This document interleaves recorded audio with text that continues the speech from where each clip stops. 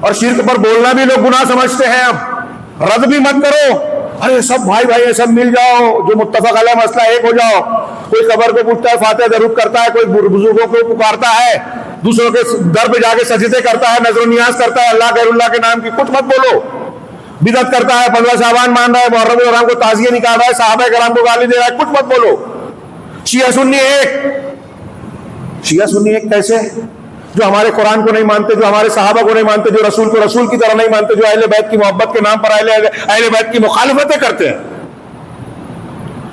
جو جھوٹ بولتے ہیں, جھوٹ کو دین کا حصہ مانتے ہیں, دین کے حصہ تقیہ مانتے ہیں, جھوٹ نفاق کو, جو رجت کے قائل ہے کہ مردہ واپس بھی آتا ہے, ان کے 12 امام معصوم ہیں, غیب کا علم رکھتے ہیں, اللہ ہر چیز پر قادر نہیں ہے, اللہ ہر چیز کو جانتا نہیں ہے, مستقبل کی باتیں تقدیر کو اس لیے بات کے شیعہ نہیں مانتے. یہ چند عقائد کا میں سرسری ذکر کر, ان کی تائید کر رہا ہے ہمارا بدعتیوں اور اہل بدعت کی, شرک کرنے والوں کی تائید کر رہا ہے, اسلام کی غلط نمائندگی کرنے والے کو مسلمان بتا رہا ہے دنیا کے سامنے. رات میں اس پر تھوڑی سی بات ہوگی انشاءاللہ شام میں. تو آپ جب خود منکرات کی, گمراہیوں کی تائید کرنے والے ہیں, تو آپ برائیوں سے روکنے والے کیسے ہو سکتے ہیں؟ امر بالمعروف نہی عن المنکر کا جھنڈا سب اٹھائے ہوئے ہیں.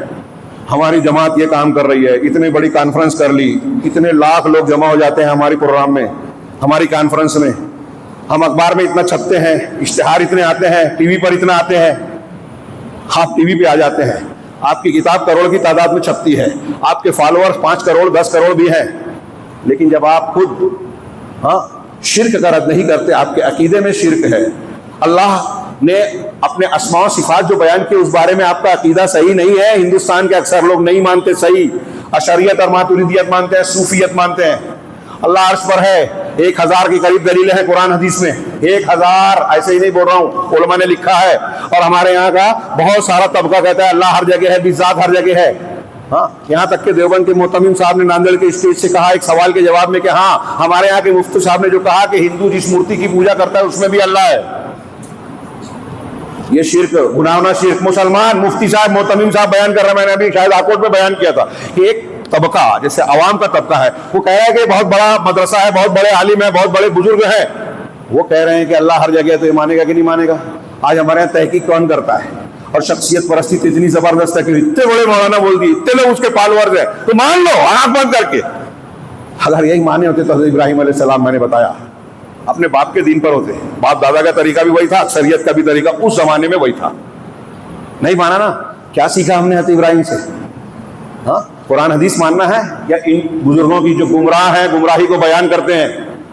چانیے آنکھیں کھولیے, آپ کے ہمارے گھر میں جو بربادیاں دستک دے رہی ہے نا, عذاب جو ہمارے سروں پر منڈلا رہا ہے اللہ کا, ہاں, یہ بھوکمری ہے, بے روزگاری ہے, غریبی ہے, دشمنوں کا تسلط ہے, خوف ہے, ہمارے خلاف بنائے جانے والے قوانین ہیں, ہماری شہریت SIR کے نام سے ہمارے ووٹ کا ہی نہیں ہمارے حقوق چھیننے کی تیاریاں کی جا رہی ہیں, ہم دیکھ رہے ہیں.